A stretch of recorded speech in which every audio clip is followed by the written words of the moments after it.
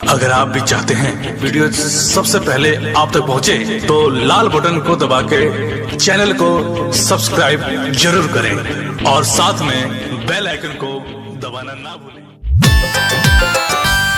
मारेली जनहाली मारेली जनहाली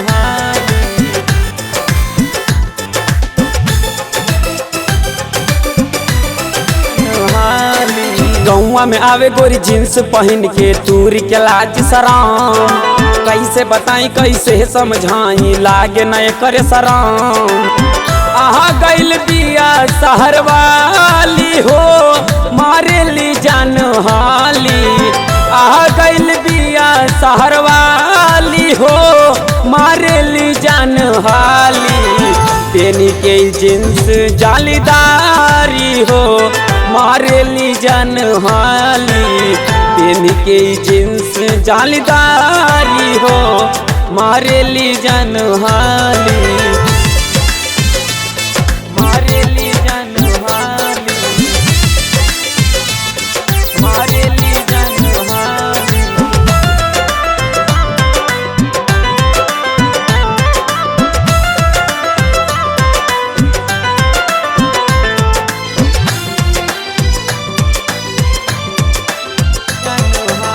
आइल बिया गाँव में जब से लभ के धरौलिस बीमारी, गाँव के लइका कहेले सुना ये हो मोर घरवाली, ये हो मोर घरवाली, ये हो मोर घरवाली हो। आइल बिया गाँव में जब से लभ के धरौलिस बीमारी, गाँव के लइका कहेले सुना ये हो मोर घरवाली। अंग्रेजी में जॉनी बोला छेड़ दे अब तो के हम, आ जइबू या कोरा में ता ठेल देव तो हम। चलली चाल मतवाली हो आ गइल शहर वाली, चलली चाल मतवाली हो आ गइल शहर वाली।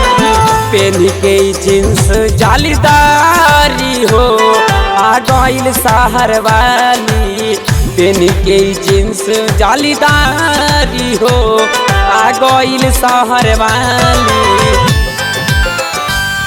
आ गइल शहर वाली,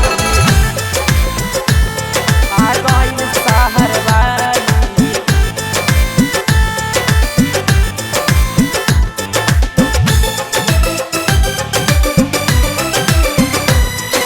गीतिया लिखेले पंकज प्रेमी साचो कहतानी, बन जाई तू गोरी एक बेर रवि के घरवाली, रवि के घरवाली, रवि के घरवाली।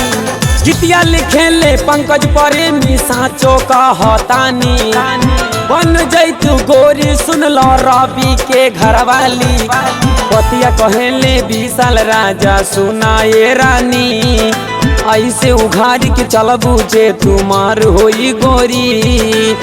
चलेली चाल नागिन वाली हो आ गइल शहर वाली, चलेली चाल नागिन वाली हो आ गइल शहर वाली। पेनी के जींस जालीदारी हो आ गइल शहर वाली, पेनी के जींस जालीदारी हो आ गइल शहर वाली, गइल शहर वाली।